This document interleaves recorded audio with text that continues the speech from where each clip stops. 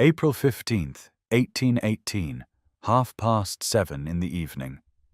and Eleanor Ashworth sat alone in the cramped attic room that had been her dwelling for the past 10 years, her needle moving with practiced precision through the emerald silk of her cousin Isabella's ball gown, mending a torn flounce with stitches so fine they would be invisible to any eye. The rain that had pounded against the small dormer window all afternoon had finally ceased, leaving the London sky washed clean and pale, the kind of evening that promised a successful ball for those fortunate enough to attend as guests rather than as unpaid servants.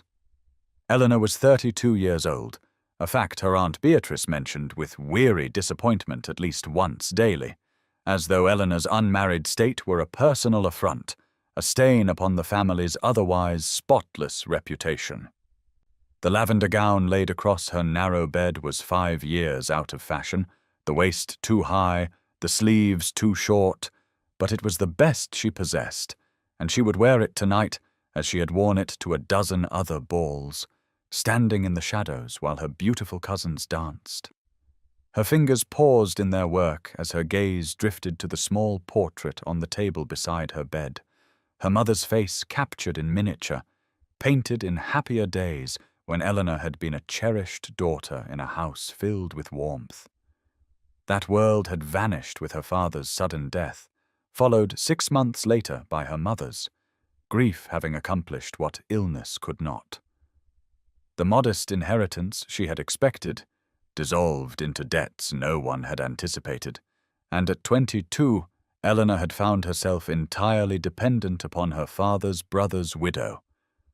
Aunt Beatrice, who had taken her in with the understanding that Eleanor would earn her keep. For 10 years she had served as companion, lady's maid, chaperone, and seamstress, her days filled with tasks that kept her useful enough to justify her presence, but not so valued as to warrant gratitude. From below, she heard Aunt Beatrice's sharp voice calling her name, the sound cutting through the quiet of her small sanctuary like a blade. Eleanor set aside the emerald silk with careful hands, glancing once more at her mother's portrait before rising to her feet, the worn floorboards creaking beneath her weight. Tonight would be like every other night, she told herself. Another evening of invisibility, another ball where she would stand silent and unnoticed while her cousin Lydia, married these 3 years to a wealthy baronet, preened in her finery, and Isabella, newly engaged to a viscount's son, accepted congratulations. Eleanor had long ago ceased hoping for a different fate, had schooled herself into a numb acceptance that this was her life, that she would grow old in this attic room, that she would die as she had lived for a decade, useful but unloved, necessary but unseen. Now please take a moment and subscribe to our channel and comment where you are watching from and what time is it. It is always fascinating to see where these stories get all around the world. Thank you. The Pemberton Ball was at its height by 9 in the evening, the grand ballroom ablaze with the light of 3 crystal chandeliers that cast their glow upon the assembled company, upon silks and satins in every jewel tone, upon the gleaming shoulders of debutantes and the proud faces of matrons, upon the polished marble floor where dancers moved through the figures of a minuet with practiced grace. Eleanor Ashworth stood in her appointed corner near the potted palms, her outdated lavender gown marking her as clearly as a uniform might have done, her role as chaperone requiring her presence but not her participation, and she had perfected over the years the art of becoming invisible, of standing so still and silent that eyes passed over her without pause. Across the room her cousin Lydia danced with Lord Hastings, her pink silk gown shimmering as she turned, her laughter carrying above the music, and Eleanor felt nothing watching her, no envy, no bitterness, only the distant observation of one who had long ago accepted her exclusion from such pleasures. The orchestra played with skill, the music weaving through conversation and laughter, through the whisper of fans and the clink of champagne glasses, and Eleanor allowed herself to drift into the pleasant numbness that had become her refuge at these events, her mind retreating to thoughts of the book waiting in her attic room, to the quiet hours after midnight when she would finally be alone. It was then that she heard the voices, two matrons standing just beyond the palms, their words carrying with perfect clarity, though they believed themselves unobserved, and the first voice said with casual cruelty, "Why the Ashworths continue to drag that creature about is beyond my comprehension," to which the second replied, "I suppose even the useless spinster cousin must be trotted out occasionally, lest people forget she exists, though I cannot imagine why they bother when she is so thoroughly unmarriageable." And both women laughed, the sound bright and careless. Eleanor felt the words strike her chest like physical blows, felt the careful numbness crack just enough to let pain seep through, but she did not move, did not allow her expression to change. Had learned long ago that showing hurt only invited more of it, and so she stood perfectly still, her hands clasped before her, her gaze fixed on nothing, while something inside her withered a little more. She did not know that across the ballroom, Alexander Ravenscroft, Duke of Thornmere, had been watching her for the past quarter hour with growing fascination, his tall frame clad in black evening coat and breeches, an emerald pin glinting in his cravat. His dark eyes observing the woman in lavender with an attention he had granted no other person that evening. Alexander was 38 years old and weary beyond measure of the society that surrounded him, weary of ambitious mothers parading simpering daughters, weary of conversations that never moved beyond weather and gossip, weary of the constant performance that his position demanded, and he had attended tonight only because duty required it, fully expecting another tedious evening of predictable faces saying predictable things. But something in the stillness of the woman by the palms had caught his attention, some quality of quiet dignity in her bearing, and when he saw the almost imperceptible tightening of her jaw, the slight intake of breath that suggested she had heard something that wounded her, he felt an unexpected surge of curiosity about what thoughts moved behind that carefully composed expression, what strength it required to stand so alone and yet so unbowed. Eleanor stood motionless by the potted palms for several minutes after the cruel words had faded into the general hum of conversation, her body held so carefully still that she might have been carved from marble. And she told herself, as she had told herself 1,000 times before, that the opinions of shallow minds held no power over her, that she had long ago accepted her place in the world. But the lie felt thinner than usual tonight, worn threadbare by repetition.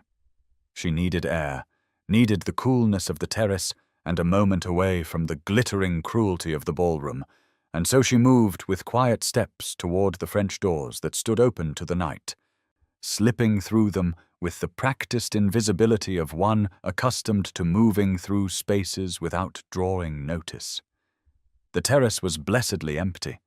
the April air cool against her heated cheeks, carrying the scent of spring flowers from the gardens below and the faint sweetness of night-blooming jasmine. And Eleanor moved to the stone balustrade, gripping its cold surface with both hands as she drew in a deep breath, willing the tightness in her chest to ease. The music from the ballroom drifted through the open doors, softer now, mingling with the distant sounds of London at night, and she closed her eyes, allowing herself this moment of weakness, this brief surrender to the pain she usually kept locked away. She did not hear the footsteps behind her, did not know she was no longer alone until a voice spoke, deep and measured and entirely unfamiliar, asking if she was unwell. Eleanor turned quickly, startled, her hand flying to her throat as she found herself facing a tall man in evening black, the emerald pin in his cravat catching the light spilling from the ballroom, and she recognized him at once, though they had never been introduced. Alexander Ravenscroft, Duke of Thornmere, the most powerful nobleman in England, standing on the terrace regarding her with an expression of what appeared to be genuine concern. She curtsied hastily, her mind racing, wondering what he could possibly want, why he would follow an insignificant woman onto a darkened terrace, and she managed to say that she was quite well, merely seeking cooler air, her voice steady despite her confusion. He moved closer, not threateningly but with a careful deliberation. Taking a position at the balustrade several feet from where she stood, his dark eyes studying her face with an intensity that made her want to retreat back into the ballroom despite her earlier need for escape. He said that he had noticed her standing alone for much of the evening, and he wondered if she would permit him the liberty of introducing himself properly. Though he suspected she already knew his name, as most people in that ballroom did, and there was something in his tone that suggested weariness with his own fame, a tiredness that Eleanor understood in her bones. She introduced herself with quiet formality, Eleanor Ashworth, and watched surprise flicker across his handsome features before he schooled them back into polite interest, saying that he had heard mention of the Ashworth family, though he confessed he had not previously had the pleasure of Miss Ashworth's acquaintance. They stood in silence for a moment, the music swelling behind them, and then he asked if she was enjoying the ball, a standard question that usually received a standard answer. But Eleanor found herself unable to summon the appropriate lie, found herself instead saying with careful honesty that she found most balls rather tedious, all the same conversations repeated endlessly, all the same performances of shallow charm, and she stopped abruptly, horrified at her own boldness, expecting censure or dismissal. Instead, Alexander Ravenscroft smiled, a genuine expression that transformed his austere features into something warmer, and he said with quiet satisfaction that he had hoped she might be different, that her face had suggested intelligence rather than vapidity, and he asked what she would prefer to discuss, if not weather and gossip. And Eleanor, surprising herself, began to speak. Eleanor woke the next morning to pale sunlight streaming through the narrow window of her attic room, the light falling across the worn counterpane and illuminating the water stains on the sloped ceiling. And for a moment she lay still, replaying the conversation on the terrace with a mixture of wonder and disbelief, examining each word as one might examine a precious stone to determine if it were genuine or merely colored glass. She told herself firmly as she rose and dressed in her simple grey morning gown that it had meant nothing, that the Duke of Thornmere had merely been kind to a woman who looked distressed, that such a man could have no real interest in the useless spinster cousin beyond a moment of charitable politeness, and yet some small, stubborn part of her heart refused to accept this reasonable conclusion, insisted on remembering the way he had looked at her as though she were worth looking at, the way he had smiled when she spoke honestly about finding balls tedious. She descended the narrow back stairs to the breakfast room at precisely 10 in the morning, her usual time, and found Aunt Beatrice already seated at the table with Lydia and Isabella, the morning light through the tall windows illuminating a scene of domestic comfort from which Eleanor felt perpetually excluded. And she took her customary seat at the far end of the table where the cold toast and weak tea were always waiting,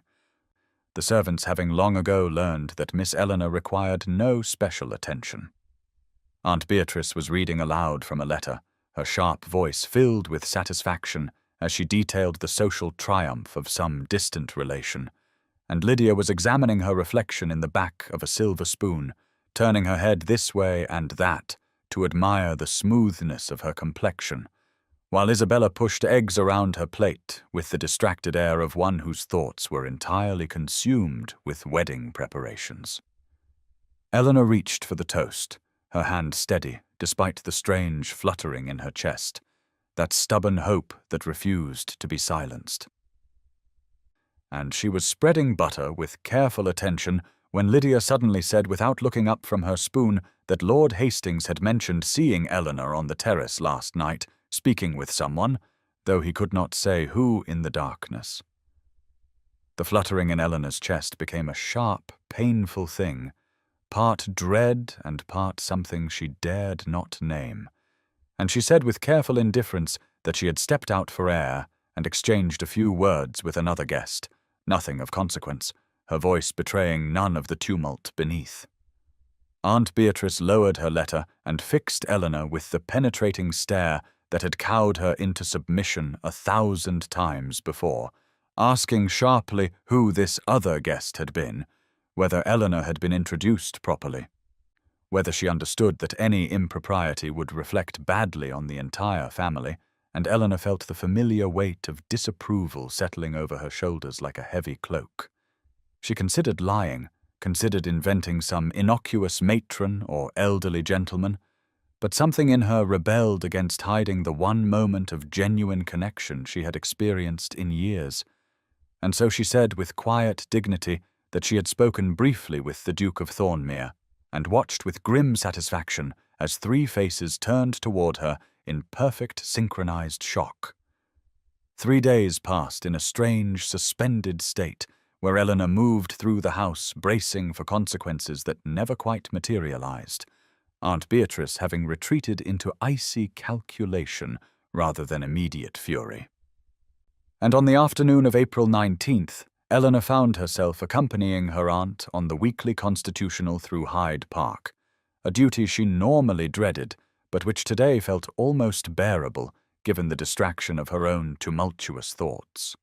The day was uncommonly fine, spring asserting itself with determination, daffodils blooming in brilliant clusters along the walking paths, and the trees unfurling new leaves of such tender green they seemed to glow in the afternoon sunlight. And Eleanor wore her grey walking dress, the best of her limited wardrobe, though still several years out of fashion, the fabric worn thin at the cuffs, in a way she hoped was not too obvious.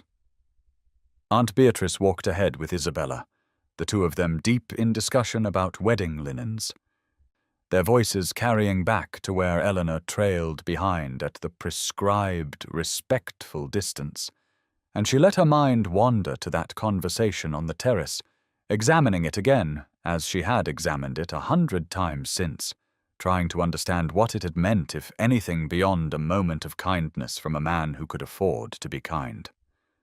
They had turned onto the main path that circled the Serpentine, when Eleanor heard the sound of hoofbeats, steady and purposeful,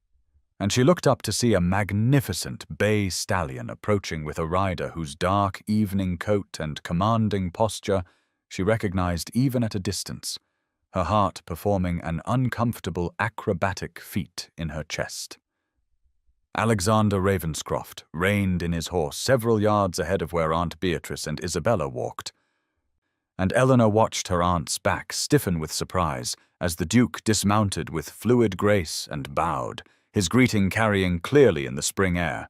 And then he was speaking to her aunt with perfect propriety, asking after her health and making some pleasant observation about the weather, while his dark eyes moved past Beatrice to find Eleanor standing frozen on the path behind. Aunt Beatrice recovered from her shock with admirable speed, her voice taking on the honeyed tone she reserved for social superiors, as she introduced Isabella with elaborate praise of her accomplishments and her impending marriage to the son of a viscount, and Eleanor felt the familiar weight of invisibility settling over her shoulders, the expectation that she would remain in the background unacknowledged. But then Alexander was asking with pointed courtesy whether there was not another Miss Ashworth in their party. Eleanor moved forward because she had no choice, her feet carrying her to where the others stood, even as her mind raced with confusion and cautious hope, and she curtsied as Alexander bowed, his eyes holding hers for a moment longer than propriety strictly allowed, something warm and deliberate in his gaze that made her breath catch. He said that he had hoped he might encounter them on their walk, that he took this path regularly when exercising his horse Tempest, and the name hung in the air between them with weight Eleanor could not quite interpret. And then he was asking if they might walk together for a portion of the circuit, offering his arm to Aunt Beatrice with impeccable manners while falling into step beside Eleanor in a configuration that seemed both accidental and entirely intentional. They walked in a strange processional, Aunt Beatrice on the Duke's right arm holding forth about some society matter, while Eleanor walked on his left, close enough that she could hear him murmur sotto voce that he was very glad indeed to see her again, Miss Ashworth, and had she had opportunity to finish the book they had discussed, and Eleanor found herself responding in the same quiet tone that yes, she had, that she had found the author's treatment of moral philosophy unexpectedly nuanced, and just like that, they were conversing as though the intervening days had not happened, as though it were the most natural thing in the world for a duke to seek out the company of an impoverished spinster on a public path in Hyde Park where anyone might see. A week passed in a fever of confusion, and Eleanor found herself on the evening of April the 26th, standing in the entrance hall of Ashworth House, staring at 3 cream-coloured envelopes that rested on the silver salver, each one addressed in elegant script to Miss Eleanor Ashworth, invitations that had arrived over the course of the past days from hostesses who had never before acknowledged her existence, and her hands trembled slightly as she reached for them before Lydia's sharp voice stopped her with a command to leave them where they were until Aunt Beatrice could review them. Eleanor withdrew her hand and stepped back, that familiar posture of submission, but something inside her had shifted in these strange days of repeated encounters with the Duke of Thornmere, 3 meetings now that could not all be coincidence, no matter how much she told herself they must be, and she felt simultaneously terrified and desperately hopeful, a combination that left her feeling constantly on the verge of some catastrophe she could not name. The family gathered in the drawing room at 6 in the evening, as was their custom before dinner, and Aunt Beatrice swept in with the invitations in hand, her face arranged in an expression Eleanor knew well, that particular combination of calculation and displeasure that meant she was working through some social equation whose variables Eleanor could not see. Lydia lounged on the settee in a gown of emerald silk that set off her fair colouring to perfection, her beauty undimmed by the petulant expression she wore as she examined her nails, while Isabella stood by the window in pale pink muslin, her pretty face thoughtful in a way that made Eleanor more nervous than Lydia's obvious irritation. Aunt Beatrice began without preamble, saying that it seemed Eleanor had somehow attracted the notice of the Duke of Thornmere, a circumstance so improbable that one could only assume some mistake or misunderstanding. And yet the invitations had arrived, and society was beginning to talk,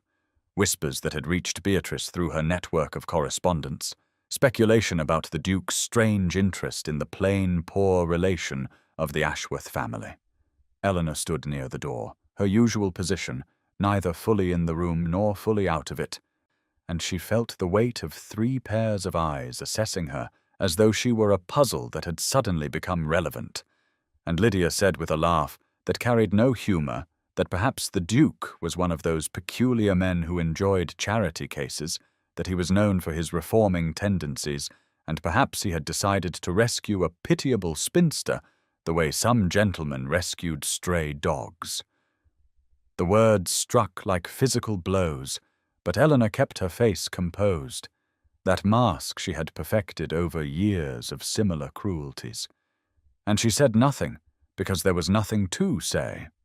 No defense she could offer against the fundamental truth that she was indeed pitiable, that Alexander's attention made no logical sense, that there must be some explanation beyond the impossible notion that he simply enjoyed her company. Isabella spoke then, her voice thoughtful rather than cruel, suggesting that whatever the Duke's motivations, they should not waste the opportunity, that Eleanor could be useful in securing invitations and introductions for the family, that they should encourage the connection while it lasted. And Eleanor felt something cold settle in her stomach at the calculating tone, at the casual assumption that she existed only as a tool for others' advancement. Aunt Beatrice nodded slowly, saying that Isabella was quite right, that Eleanor would of course make herself available to the Duke should he continue his attentions, that she would be gracious and accommodating, and here her voice took on a warning edge, that she would do nothing to embarrass the family, or presume anything beyond her station, that she would remember she was accepting charity from relatives who could just as easily withdraw their support if she became difficult or developed inappropriate expectations. Eleanor's hands were trembling now in the folds of her worn evening dress, and she clasped them together tightly, and she heard herself say in a voice that sounded distant to her own ears that she understood perfectly, that she would not forget her place.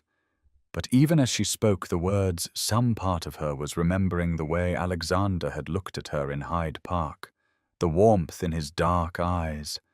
the way he had sought her conversation not for duty, but for what seemed like genuine pleasure.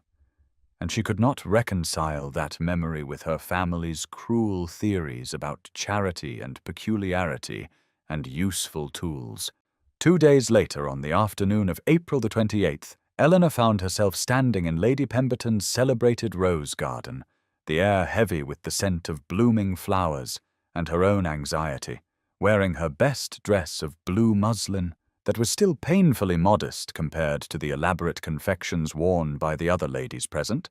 and she had come to this garden party with her family under strict instructions from Aunt Beatrice to be gracious and useful, and above all, to secure additional invitations through whatever continued, inexplicable favor she held with the Duke. The garden was magnificent, white and pink roses climbing trellises and spilling over stone walls, and Eleanor had separated from her family at the first opportunity, seeking refuge among the blooms where she might compose herself before the inevitable moment when Alexander either appeared or did not, and she was trying very hard not to hope for the former, while bracing for the disappointment of the latter when his voice came from behind her, that distinctive, deep, measured tone, saying her name like a question and a greeting combined. She turned to find him approaching along the gravel path, immaculately dressed as always, something purposeful in his stride that made her heart perform its now familiar acrobatics, and when he reached her he bowed and asked if she might spare him a few moments of conversation, gesturing to a stone bench partially hidden by an arbor heavy with climbing roses. They sat, and Eleanor was acutely conscious of how close he was, closer than propriety strictly demanded, close enough that she could see the fine weave of his coat and catch the subtle scent of sandalwood. And for a long moment neither spoke, the silence filled with distant conversation from other guests and the drowsy hum of bees among the roses. Alexander said at last that he hoped she would forgive his presumption, but he had noticed a sadness in her eyes at their last meeting, a weight that seemed to press upon her spirits, and he wanted her to know that if there was anything troubling her, anything at all, she could speak freely with him, that he hoped they had progressed beyond mere formality to something approaching friendship. Eleanor felt tears prick unexpectedly at her eyes, because kindness was always harder to bear than cruelty, and she said carefully that he was very good, that she was quite well. But her voice wavered on the words betraying their falseness, and Alexander leaned forward slightly, his dark eyes searching her face with an intensity that made it impossible to look away. He said quietly that he would not press her to confide what she did not wish to share. But he wanted to tell her something, a story perhaps, about his own mother who had died when he was 15, a woman of great intelligence and warmth who had been dismissed by society as unsuitable because she came from a family of modest means, and his father had married her anyway over the violent objections of his entire family, and Alexander had grown up watching his parents share a partnership of genuine affection and respect that was rare in their world. His voice was low and intent as he continued, saying that his mother had taught him that true worth had nothing to do with fortune or fashion, that the qualities that mattered were intelligence and kindness and strength of character, and he had spent his adult life watching society elevate emptiness and ignore substance,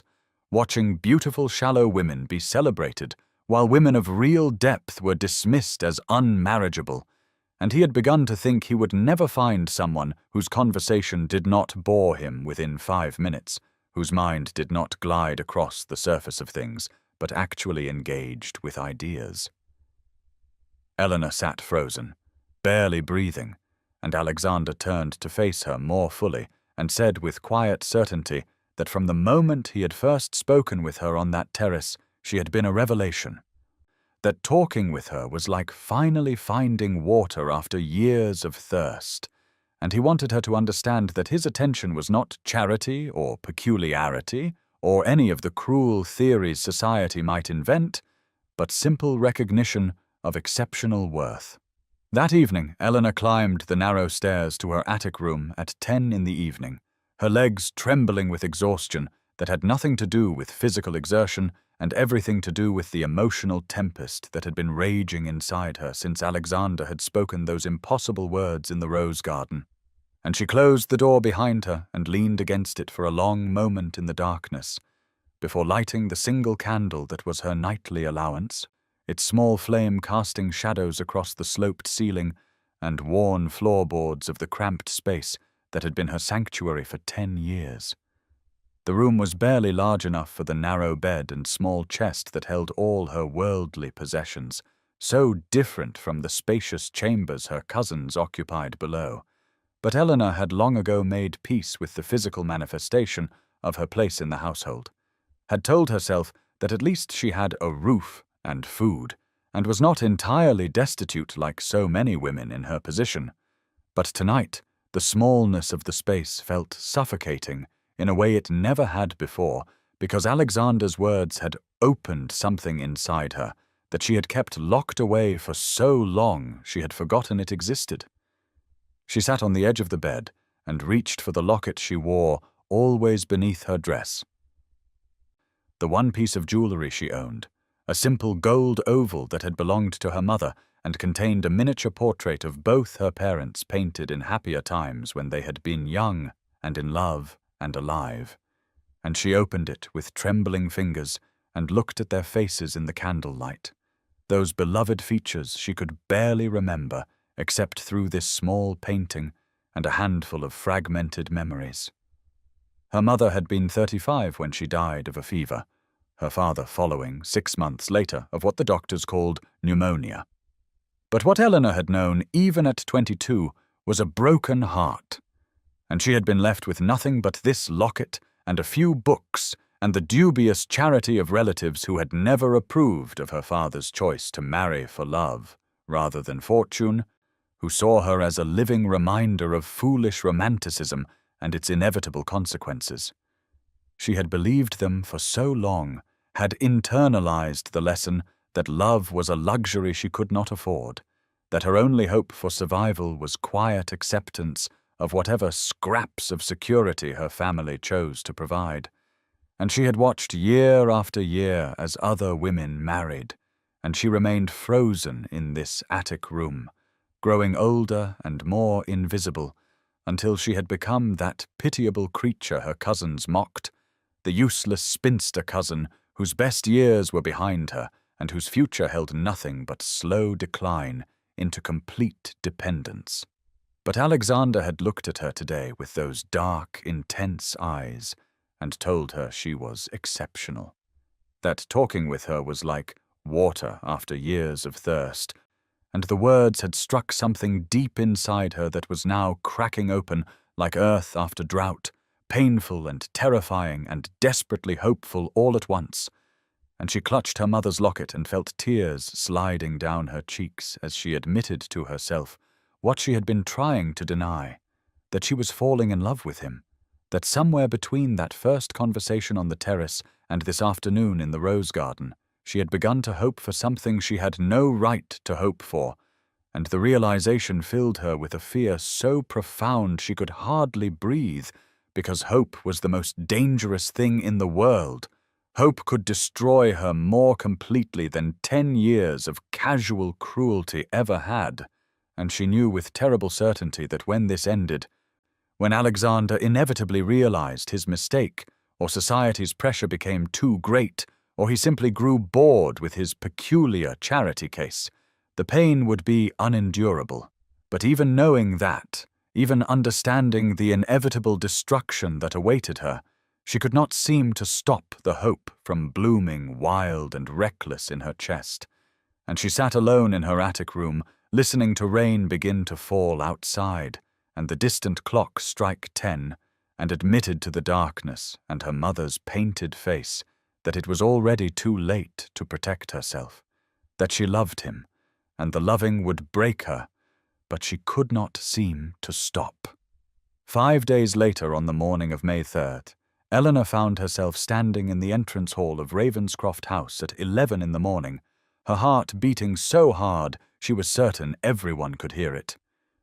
And she clutched her worn reticule with trembling fingers as a footman in immaculate livery took her modest shawl, and she tried not to stare at the marble floors and soaring ceiling and massive chandelier that spoke of wealth so far beyond her experience. It felt like entering a palace, and she was acutely aware of Lady Margaret Sinclair standing beside her, that kind older woman who had been her mother's dear friend and who had agreed to serve as chaperone for this visit with a knowing smile that made Eleanor both grateful and terrified, because it suggested possibilities she did not dare consider.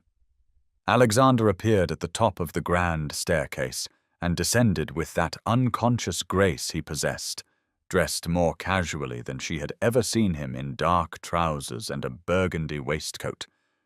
And he greeted them both with genuine warmth before offering Eleanor his arm and saying he hoped she would not mind. But he had taken the liberty of assuming she shared his love of books, and he thought she might enjoy seeing his library. And Eleanor managed to murmur something appropriately grateful, while thinking that enjoy was a pale word for the desperate hunger she felt at the prospect, because books had been her refuge and escape for so many years,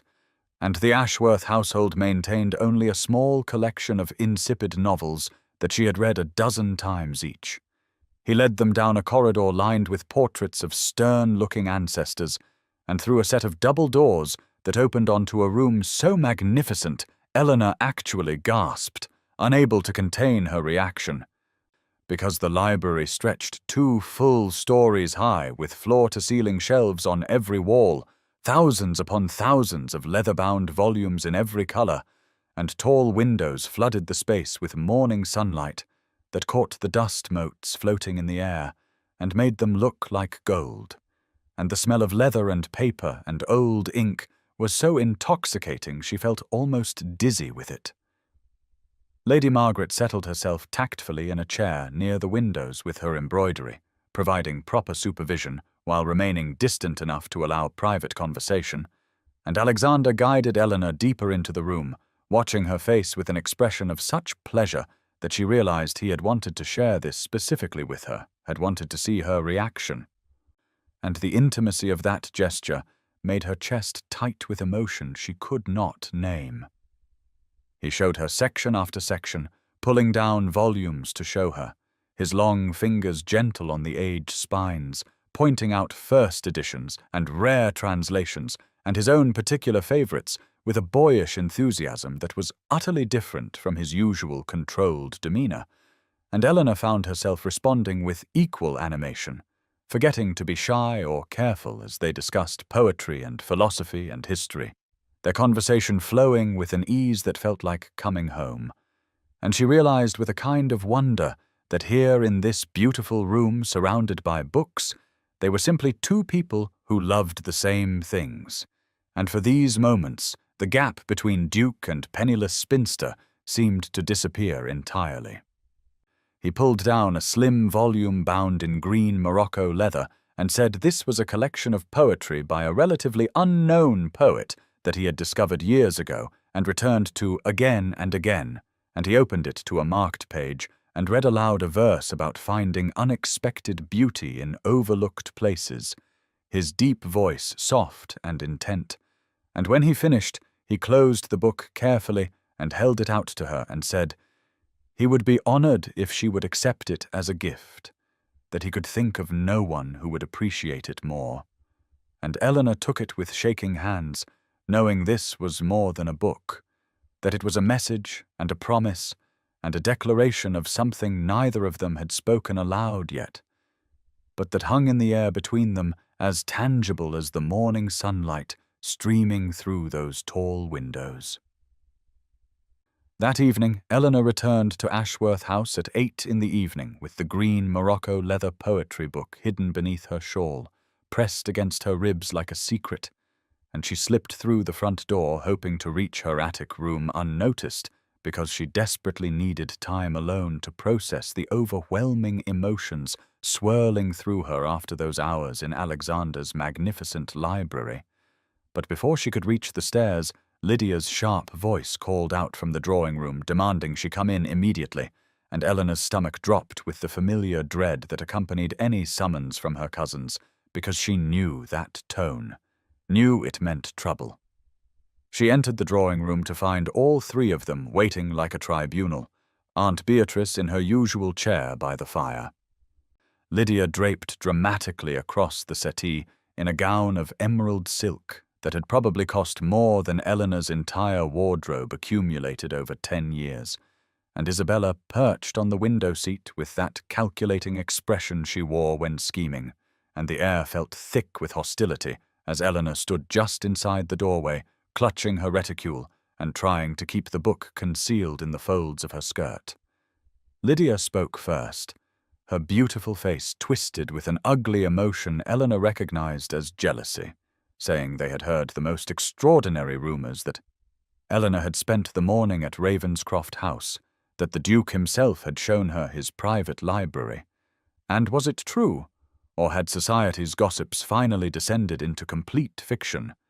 And there was such venom in her voice that Eleanor felt her spine straighten instinctively with that quiet dignity that had sustained her through years of similar attacks. She confirmed calmly that, yes,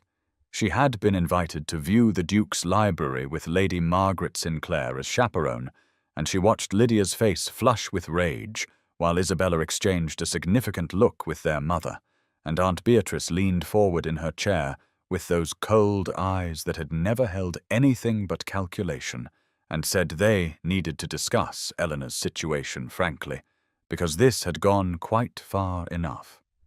The words that followed were delivered with surgical precision, designed to wound, Aunt Beatrice saying that everyone knew the Duke was merely amusing himself with Eleanor as a peculiar charity case, that men of his station did not seriously court penniless spinsters of 32 with no beauty or connections, and if Eleanor had any sense, she would realize she was being used as some sort of social experiment, or perhaps he had made a wager with his friends about befriending the most unlikely woman in London, and the casual cruelty of it stole Eleanor's breath, even though she had heard similar sentiments whispered behind fans at a dozen social events. Isabella added her voice with false sweetness, saying that of course they only wanted to protect dear Eleanor from inevitable humiliation, that when the Duke tired of his game and moved on, the scandal would be enormous, and Eleanor's position in their household might become quite untenable, and the threat beneath the concern was unmistakable.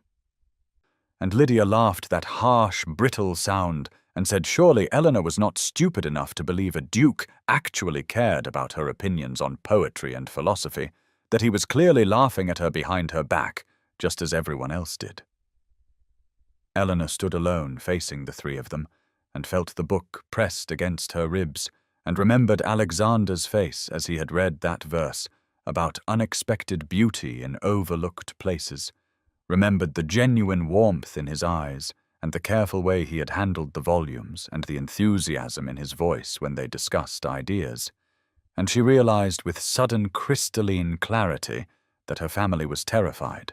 that they had kept her small and doubtful and grateful for scraps for so long that her emerging happiness threatened the entire structure of their superiority.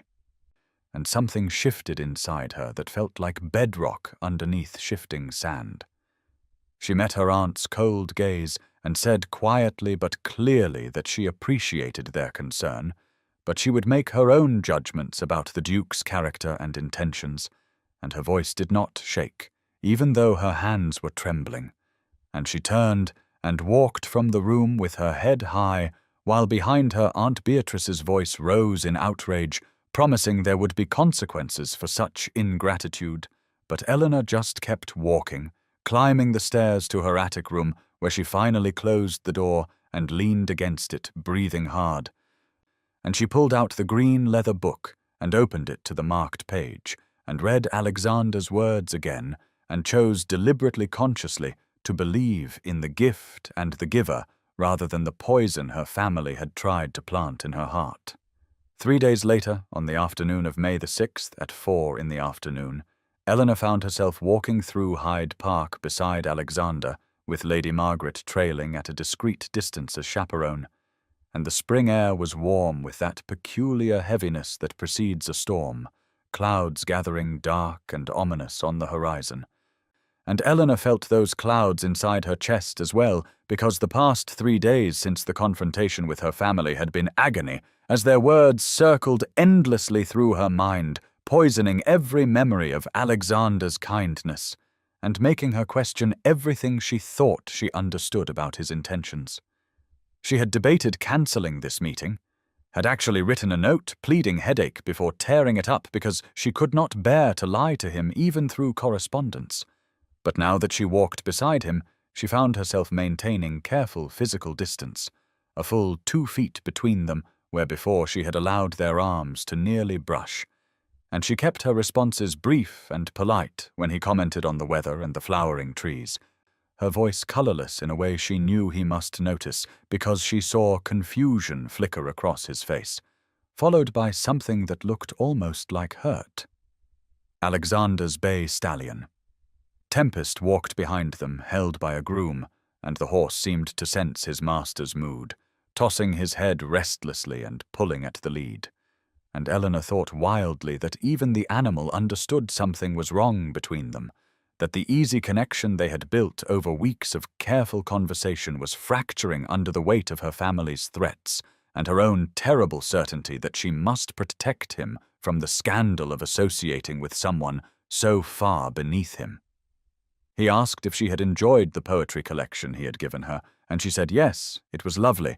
just those bland, insufficient words, when in truth she had read it cover to cover 3 times in her attic room by candlelight, memorizing verses that seemed to speak directly to her heart. But she could not tell him that now, because telling him would make this harder, and she needed to find the strength to end this before his reputation suffered further damage from his inexplicable interest in the useless spinster cousin. They reached a more secluded path lined with oak trees, and Alexander stopped walking abruptly and turned to face her, with an expression of such direct concern that Eleanor had to look away, focusing on a point past his shoulder where storm clouds roiled darker, and his voice when he spoke was careful, but edged with frustration, asking what had changed. Telling her he could sense her withdrawal, and he needed to understand what he had done wrong, whether his gift had been inappropriate or his invitation to his home had caused her discomfort, and the assumption that he was at fault made her chest ache, because of course he would blame himself. Of course his natural generosity would interpret her distance as response to some failing on his part, rather than what it truly was, which was her desperate attempt to spare him from her family's machinations and society's judgment. Eleanor forced herself to meet his gaze, and said with a steadiness that cost her everything, that perhaps they had been seen together too frequently, that people were talking, and she did not wish to damage his standing, and she watched his eyes darken not with agreement, but with something that looked like anger, though not directed at her, and he took a step closer, closing some of that careful distance she had maintained, and said in a low, intense voice that he did not give a damn what people said, and he needed her to tell him the truth about what was frightening her away. The thunder rumbled overhead, matching the storm building between them, and Eleanor felt her careful control beginning to crack, because his persistence was both wonderful and terrible, because every moment in his presence made it harder to do what she knew she must do, which was let him go before her poisonous family could sink their claws any deeper into this fragile, beautiful thing that had grown between them. And she opened her mouth, not knowing what words would emerge, protection or truth, ending or beginning. 2 days later, on the evening of May the 8th, at 7 in the evening, Eleanor sat in Alexander's private opera box at Covent Garden, feeling as though she existed in some impossible dream that would shatter at any moment. And the box was positioned prominently where all of society could observe who occupied it. Crimson velvet seats and gilt railings that caught the light from hundreds of candles illuminating the grand theatre. And she was painfully aware of every eye that turned their direction, every fan that rose to conceal whispered speculation, every knowing look exchanged between matrons who were clearly wondering what on earth the Duke of Thornmere was doing with that Ashworth spinster in the most public possible venue. She wore a gown of pale blue silk that Isabella had grudgingly lent her only after Alexander's invitation had arrived with such formal correctness that even Aunt Beatrice could not refuse it. But Eleanor had discovered while dressing that the gown had been altered, taken in at strategic points so it fit poorly and hung strangely, making her appear even more awkward and ill-suited to these surroundings. And the deliberate cruelty of it had stolen her breath because her family would sabotage even this, would ensure she looked ridiculous beside Alexander's polished elegance. She had come tonight with the resolution that this must be farewell, that she would find some way during the evening to make him understand that his continued attention was damaging to them both, that she could not bear to watch society tear him down for his inexplicable interest in someone so far beneath him, and her heart felt leaden with the grief of what she was about to lose, even as the orchestra began tuning their instruments for Mozart's Don Giovanni. Alexander sat beside her closer than strict propriety allowed, close enough that she could smell the subtle scent of sandalwood and something uniquely him, and he looked magnificent in black evening clothes that emphasized the breadth of his shoulders and the silver threading through his dark hair at his temples. And when he turned to look at her, his expression held such focused intensity that she had to look away toward the stage. He had been quiet during the carriage ride to the theatre, watching her with that same penetrating gaze, and she knew he sensed her intention to end whatever this was between them, knew he understood this felt like goodbye, and instead of accepting her withdrawal with relief as any sensible man would, he seemed coiled with determination like tempest before a jump, gathered and purposeful. The opera began, and Eleanor tried to focus on the music, on the elaborate costumes and the soaring voices, but she was overwhelmingly conscious of Alexander beside her, of his arm resting on the shared armrest so his sleeve brushed hers, of the way he leaned slightly toward her when the tenor began the famous catalogue aria, and she felt tears prickling behind her eyes, because this beauty, this moment, this impossible situation would soon be only memory. At the intermission, when the curtain fell and the house lights rose, Alexander stood and offered his hand with courtly grace. And his voice was quiet but absolutely firm when he said they needed to talk privately, and Eleanor's heart hammered against her ribs as she placed her gloved hand in his and allowed him to guide her from the box into the corridor beyond where the crowd parted before the Duke's presence, and she saw the stares and the whispers, but Alexander seemed utterly indifferent, leading her to a small private alcove off the main corridor where the noise of intermission conversations faded to a distant hum.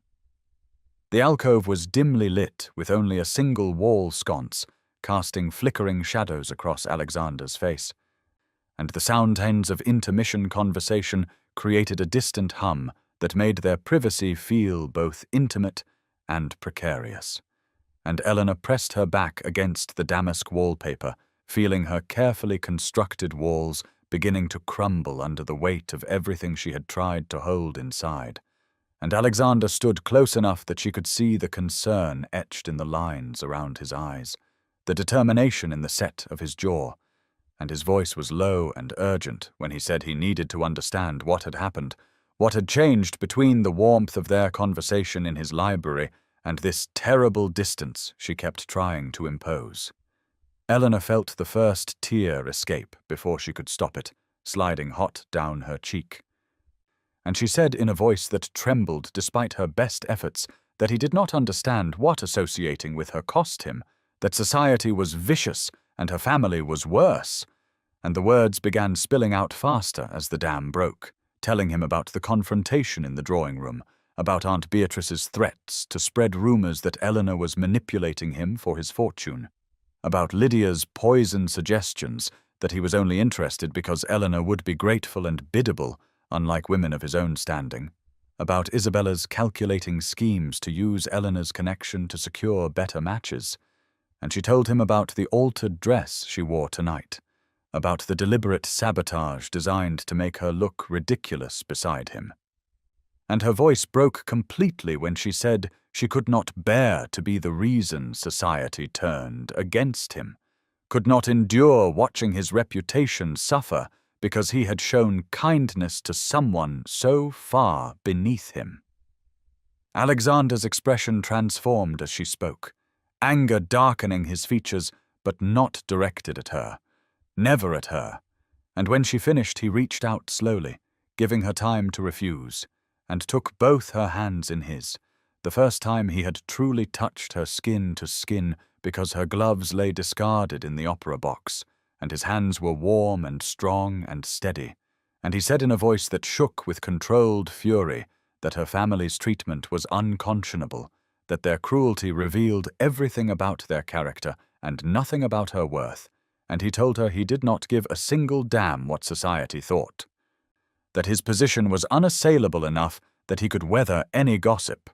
but more than that he would not allow fear of small-minded judgment to rob him of the most genuine connection he had ever known. Eleanor stared at him through tears, barely breathing, and he continued speaking with increasing intensity, saying he had spent 38 years surrounded by people who wanted his title, his wealth, his influence, who performed and postured and schemed, and then he had found her, standing with quiet dignity amid cruelty, speaking with intelligence and wit and depth, seeing him as a man rather than a title. And did she truly believe he would walk away from that because some gossips whispered or her poisonous family made threats? His hands tightened on hers, and he said with absolute certainty that he intended to court her properly and publicly, that he would stand between her and anyone who tried to hurt her, and nothing her family threatened or society whispered would change his resolve, because she had become infinitely precious to him, and Eleanor felt hope blaze through her chest like fire, terrifying and glorious and utterly transformative, and she whispered that she was falling in love with him, the truth emerging raw and unguarded, and Alexander's expression softened into something so tender it made her breath catch, and he said quietly that he had already fallen, completely and irrevocably, and the opera music swelled in the theatre beyond as he raised her hands to his lips and kissed her knuckles with a reverence that felt like benediction, like promise, like the beginning of everything. The morning of May 9th arrived with crystalline clarity, spring sunlight pouring through the tall windows of Alexander's private study at Ravenscroft House, and he sat at the mahogany desk that had belonged to his grandfather and his father before him, the weight of lineage and decision pressing pleasantly against his chest as he turned the small velvet box over in his hands, the ring inside catching the light in flashes of deep blue fire. Thomas Pembroke sat across from him in one of the leather chairs, his expression caught between amusement and genuine concern, and Alexander knew his friend had arrived this morning, expecting to talk him out of what society would certainly consider madness. But Thomas did not yet understand that Alexander had never been more certain of anything in his entire life. The ring was his mother's sapphire, a stone the color of midnight surrounded by small diamonds, and he remembered how it had looked on her hand when she had tucked him into bed as a child, how she had told him that someday he would give it to someone who made his heart feel both peaceful and wild at once, someone who saw him clearly and loved him anyway. And his mother had been gone for 20 years, but he thought she would have uttered Eleanor, would have recognized immediately the quiet strength and gentle wisdom that reminded him so much of his mother's own grace. Thomas cleared his throat and said with careful diplomacy that he understood Alexander had formed an attachment to Miss Ashworth, and no one could question her character or intelligence. But had Alexander truly considered what this match would mean for his position, the gossip it would generate, the way certain doors might close to a duchess who came without fortune or family connections, or the kind of beauty that silenced criticism. Alexander set the ring box down on the desk between them and met his friend's eyes steadily, and his voice was calm but absolutely firm when he said that he had considered everything, had spent weeks observing how Eleanor moved through a world that diminished her, had watched her maintain dignity when others would have broken or grown bitter, had discovered in their conversations a mind that challenged and delighted him, a perspective that made him see familiar things newly. And more than that, he had felt peace in her presence, had found himself thinking not of duty or obligation, but of how she looked when she smiled, how her voice softened when she spoke of books she loved, how brave she was in ways society would never recognize or value. He told Thomas that he was 38 years old and had spent 2 decades being pursued by women who wanted his title, who performed whatever character they thought would snare a duke, who looked at him and saw power and wealth and prestige. And in all those years he had never once felt what he felt when Eleanor looked at him and saw simply Alexander, a man who could be lonely, who valued ideas over appearances, who wanted to be known rather than merely admired. Thomas leaned back in his chair and studied Alexander with the frankness of old friendship, and then his expression softened into something almost tender, and he said quietly that he had never seen Alexander like this. That if Miss Ashworth had captured his heart so thoroughly, then Thomas would stand beside him regardless of what society whispered, and Alexander felt gratitude wash through him because he knew the proposal itself would be easy, but the aftermath would require allies, would demand he protect Eleanor from the very world he was asking her to enter as his duchess. They discussed timing and practicalities, the formal call he would make to the Ashworth house that afternoon, the announcement that would need to be carefully worded for the papers, the wedding that Alexander wanted sooner rather than later because he had waited long enough and saw no purpose in lengthy engagements, and through it all he kept touching the ring box, anchoring himself to the certainty that by tonight Eleanor would wear his mother's sapphire, and the entire world would know she belonged to him as completely as he belonged to her.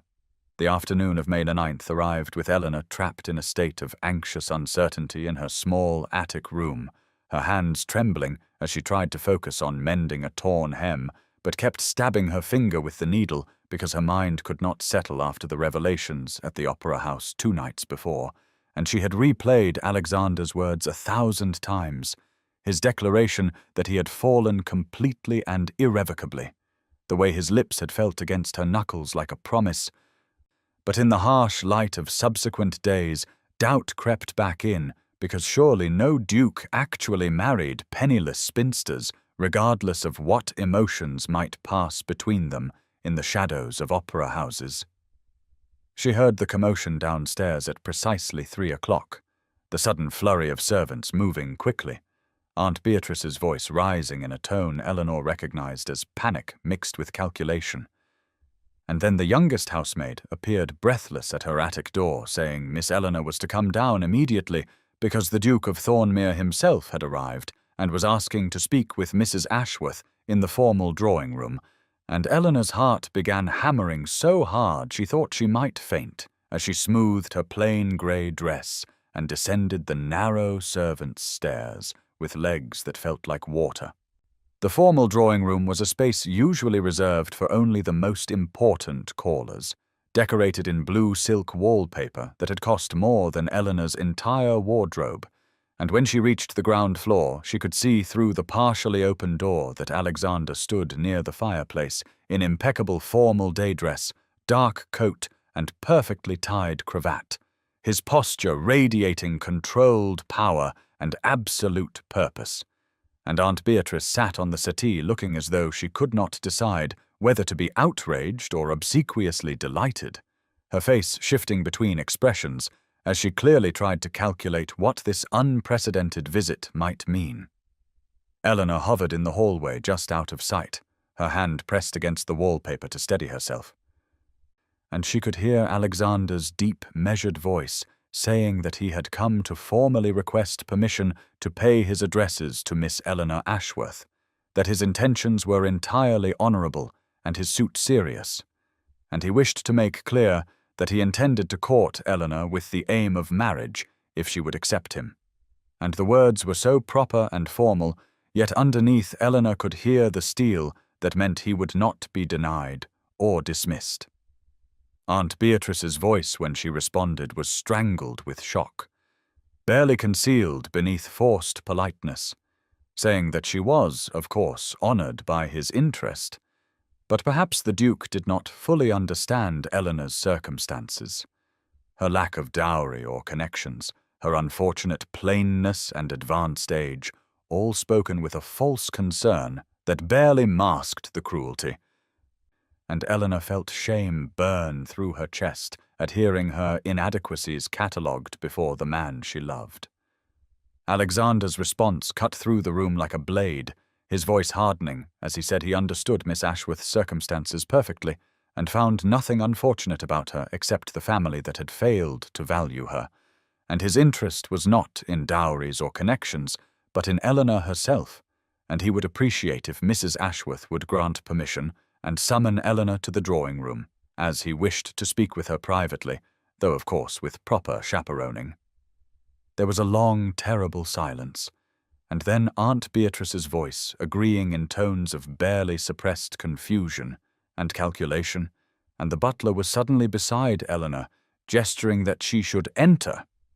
and she took one shaking breath and stepped through the doorway into the room where Alexander turned to face her, and his entire expression softened into something so warm and certain that her doubt crumbled like ash, and Aunt Beatrice was saying something about stepping just outside to maintain propriety, but remaining near enough to observe convention. And then they were alone, except for the open door, and Eleanor could not seem to find words as Alexander crossed the space between them and took both her hands in his and said quietly that he hoped she was ready because he was about to change everything. Alexander led Eleanor through the French doors into the small garden behind Ashworth House, a space she knew intimately because she had spent countless hours here alone among the roses and lavender, while her cousins entertained inside,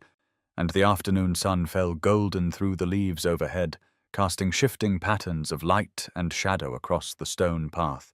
and she could hear the distant sounds of London beyond the garden walls, but they seemed impossibly far away as Alexander turned to face her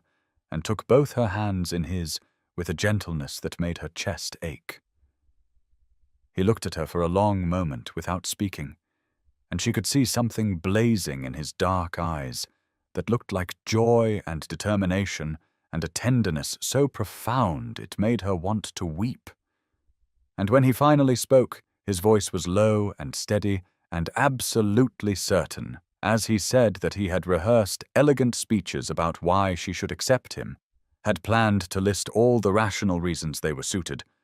But standing here with her hand in his, he found he could not hide behind logic or propriety, and the simple truth was that he loved her completely and irrevocably. Eleanor felt her breath catch in her throat because no one had ever said those words to her, had never imagined anyone would. And Alexander continued speaking with his eyes never leaving her face, saying that he had spent 38 years waiting without knowing what he waited for until he saw her at the Pemberton ball maintaining her dignity while the world dismissed her. And he had watched her quiet strength and discovered in their conversations a mind that challenged him, a perspective that illuminated familiar things newly, a kindness that had survived circumstances that would have made others bitter or hard. He said that society would call this match unequal and they would be right, but not in the way they imagined, because Eleanor brought grace and wisdom and genuine goodness, while he offered merely wealth and title, things that meant nothing without someone to share them with, someone who saw him as simply Alexander rather than the Duke of Thornmere. And he had never felt so clearly seen or so peacefully understood as he did in her presence. She tried to speak, to tell him she could not possibly be worthy of this, but he lifted one hand to gently touch her cheek and said that he knew she doubted her own value because she had been told lies her entire life by people too foolish to recognize treasure when it stood before them. But he saw her clearly, and he was asking her to trust his vision, to believe him when he said she was extraordinary and deserving of every happiness, and would she do him the immeasurable honor of becoming his wife? He released her hands only long enough to withdraw the small velvet box from his coat pocket, opening it to reveal a sapphire ring that gleamed deep blue in the afternoon light, and he said this had been his mother's, and she had told him to give it only to a woman who made his heart feel both peaceful and wild at once. And Eleanor was that woman, the only woman, and he would spend the rest of his life ensuring she never doubted her worth again if she would only say yes. Eleanor looked at the ring and then at his face and saw nothing but absolute sincerity and love so overwhelming it seemed impossible that it could be directed at her, and she felt something break open in her chest, all the years of resignation and suppressed hope and quiet grief shattering like glass, and she realized she was crying as she whispered, "Yes, yes, 1,000 times, yes." And Alexander smiled with such pure joy that he looked years younger as he slipped his mother's ring onto her finger where it fit perfectly. And then he pulled her gently into his arms and held her against his chest while she trembled and wept, and finally allowed herself to believe she was chosen and cherished and loved. They remained in the garden as the afternoon light shifted toward gold and amber, Eleanor still trembling slightly in Alexander's arms, with her face pressed against his chest, where she could hear the steady beating of his heart. And when she finally lifted her head to look at him, she saw such profound happiness in his expression that it made her own heart feel too large for her chest, and he smiled down at her while gently brushing away the tears still clinging to her lashes, saying that he supposed they should return inside to inform her aunt officially, though he suspected the entire household already knew, given how long they had been absent. Eleanor nodded, but found herself reluctant to leave this perfect moment suspended in the garden, where it felt like they existed in their own world, separate from society's judgment. And Alexander seemed to understand, because he took her left hand and lifted it to examine the sapphire ring now gracing her finger, saying that his mother would have loved Eleanor and approved completely of his choice. And Eleanor felt fresh tears threaten as she thought of the mother she had lost and the mother she would never meet, but who had somehow blessed this union through the ring that symbolized acceptance into Alexander's family. He tucked her hand into the crook of his arm with a possessive gentleness that thrilled her and led her back toward the house. And as they walked the short distance, Eleanor caught sight of faces peering quickly away from windows, and she realized that Aunt Beatrice and her cousins had indeed been watching, and the thought that had once filled her with shame now brought only a fierce satisfaction, because let them watch her happiness. Let them see that the useless spinster cousin they had mocked and dismissed was chosen by the most powerful duke in England, not despite her lack of fortune and beauty, but because he valued qualities they had never bothered to recognize. When they entered through the French doors into the drawing-room, they found Aunt Beatrice standing near the fireplace, trying to arrange her features into appropriate congratulatory pleasure while failing to hide her shock, and Lydia and Isabella had mysteriously appeared from wherever they had been, both staring at Eleanor's hand where the sapphire gleamed unmistakably. And Alexander addressed them all with perfect formal courtesy, saying that Miss Ashworth had done him the great honor of accepting his proposal of marriage, and he hoped they would share in their happiness. Aunt Beatrice recovered enough to offer stiff felicitations, while her eyes calculated rapidly what advantages might now flow to the family through Eleanor's spectacular match. And Lydia looked as though she had been struck, her beautiful face pale and pinched as she stared at Eleanor with something between disbelief and envy. And Isabella attempted a smile that looked more like a grimace as she stammered some proper words of congratulation that rang entirely hollow. Alexander seemed oblivious to the undercurrents, or perhaps simply unconcerned, as he announced that he would be sending notice to the papers immediately, and they would be married by special license within the month, as he saw no reason to delay once he had secured his heart's desire. And he looked at Eleanor as he said this with such open adoration that Aunt Beatrice actually gasped at the impropriety of such emotion displayed so publicly. Eleanor felt a wild joy rising in her chest that she could barely contain. And for the first time in the 10 years she had lived as a dependent in this house, she met her aunt's eyes directly, and without the habitual lowering of her gaze that acknowledged her inferior position. And she saw Aunt Beatrice recognize the shift, saw the moment when the older woman understood that Eleanor would never again be the powerless relation to be ordered about and dismissed, because she would be the Duchess of Thornmere and would outrank them all. Alexander remained at Ashworth House for another hour, sitting with Eleanor in the drawing-room under the watchful and slightly dazed eyes of Aunt Beatrice, who seemed unable to fully comprehend the transformation that had occurred. And he held Eleanor's hand openly with a possessiveness that would have been scandalous before their engagement, but was now merely the privilege of a betrothed man, and they spoke of practical matters like the wedding date and where they would live, with Alexander explaining that they would divide their time between his London townhouse and his principal country estate in Derbyshire, called Thornmere Park, which encompassed nearly 1,000 acres of parkland and farmland. Eleanor listened with a sense of unreality washing over her as he described the house with its 80 rooms and extensive gardens, and the staff of more than 100 servants. And she thought of her tiny attic room with its sloped ceiling and single narrow bed, and wondered how she would possibly navigate a world so far beyond anything she had known. But Alexander seemed to sense her anxiety, because he squeezed her hand gently and said that Thornmere had been lonely and cold feeling despite its grandeur, until he imagined her there filling it with warmth and intelligence and kindness. And she would make it a home rather than merely a showplace. He departed finally as the afternoon light began to fade, kissing her hand with a tenderness that made her blush, while Aunt Beatrice watched with an expression hovering between approval and residual shock, and after he left the house seemed to exhale as though it had been holding its breath. And immediately Lydia and Isabella descended upon the drawing-room like birds of prey, their earlier stiff congratulations dissolving into a flurry of questions and barely concealed envy.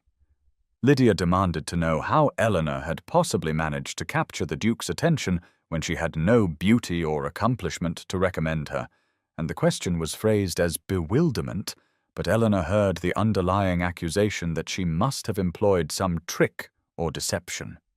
And Isabella wondered aloud with false sweetness whether Eleanor felt prepared to assume the duties of a duchess, given her complete lack of experience in managing estates or moving in the highest circles of society. Eleanor felt the familiar shrinking sensation beginning in her chest, the old habit of accepting their criticisms as truth. But then she looked down at the sapphire ring glowing on her finger and remembered Alexander's words about her worth, and she lifted her chin and met Lydia's eyes directly, and said with quiet firmness that the Duke seemed to believe her capable, and that was the only opinion that mattered to her. The shock on both her cousins' faces was deeply satisfying, and Aunt Beatrice made a small choking sound, as though Eleanor's calm assertion of her own value was somehow improper, and Lydia's face flushed an ugly red as she snapped that Eleanor should not become too proud simply because she had somehow managed to catch a husband after everyone had given up on her as a permanent spinster. The words were meant to wound, to cut Eleanor back down to the position of inferiority she had occupied for so long. But instead Eleanor felt a strange liberation because these women no longer had any power over her future or her happiness, and she realized that their cruelty had always stemmed from their own insecurities rather than any actual deficiency in herself, and she said quietly that she was grateful to the Duke for seeing qualities in her that others had overlooked,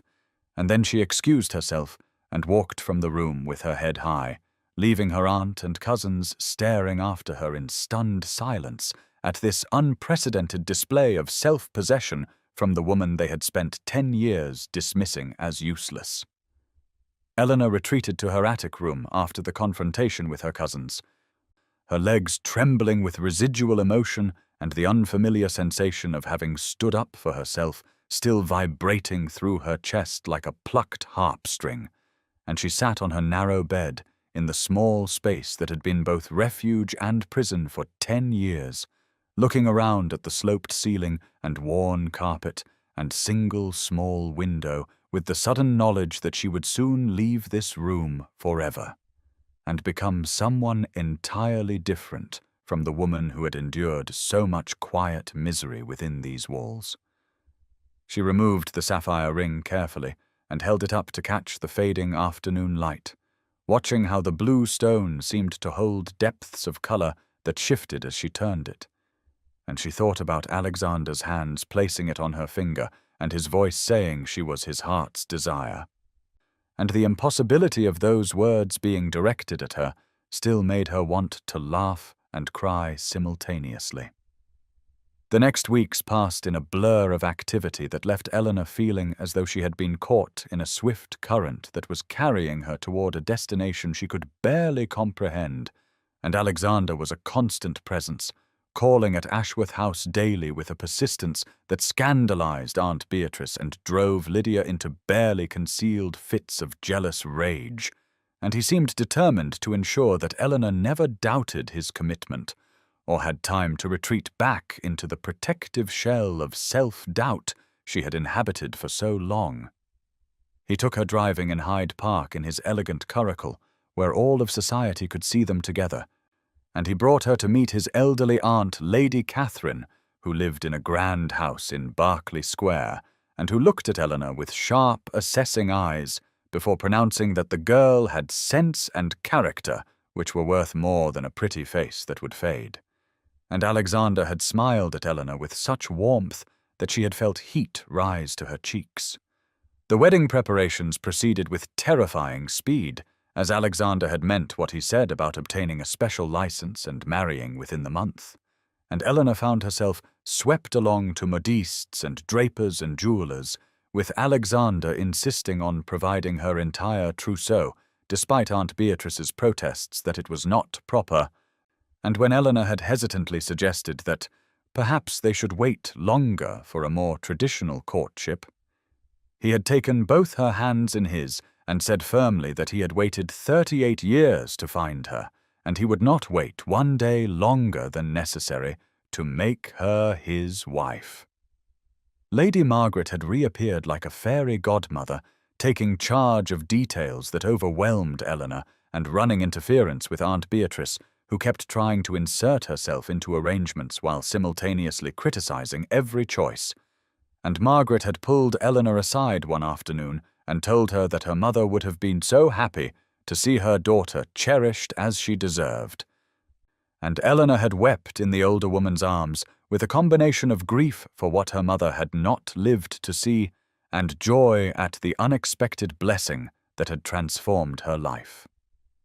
The wedding took place on June the 2nd in the private chapel at Ravenscroft House, with only a small gathering of witnesses, including Lady Margaret, who wept openly throughout the ceremony, and Thomas Pembroke, who stood as Alexander's groomsman, and even Alexander's stern Aunt Catherine, who dabbed at her eyes with a lace handkerchief, and Eleanor had expected her aunt and cousins to attend out of social obligation, but they had sent a coldly formal note declining the invitation with some transparent excuse about prior commitments. And Eleanor had felt a moment of old hurt before realizing that their absence was actually a gift, because it meant her wedding day would contain only people who genuinely wished her happiness rather than those who resented it. She wore a gown of ivory silk that Alexander had commissioned from the finest modiste in London, with delicate embroidery at the hem and sleeves that had taken 3 seamstresses a full week to complete. And Lady Margaret had woven white roses into her hair and fastened her mother's pearl necklace around her throat.